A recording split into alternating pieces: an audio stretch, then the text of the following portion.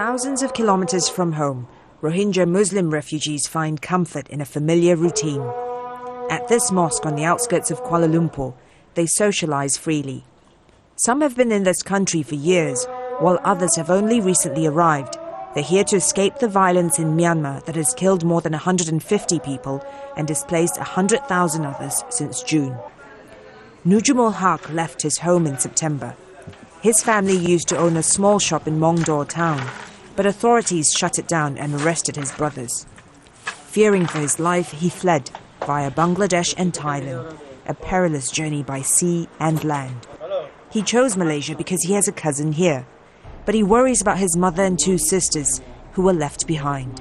For years now, many Rohingya have fled Myanmar for Muslim-majority Malaysia, but this country does not recognize them. It doesn't grant them any legal status, a position that leaves them vulnerable to exploitation. Although officials sometimes turn a blind eye to their existence, the Rohingya here have no right to work and are subject to harassment, arrest, even deportation. One time I was stopped by a police officer and I had to pay $147. There is no security for us here. And no future either, even for the younger generation. Less than 10% of refugee children have access to education. These children are fortunate enough to attend a school run by a local Buddhist foundation. But for the first time, the government has said it may be willing to soften its stance on Rohingya and grant them the right to go to school and to work. If you do not take any action to help them, then we're going to create a group of people in the society which may be considered as, laggards left behind.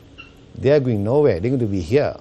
But one academic says he's skeptical of the government's willingness to implement changes.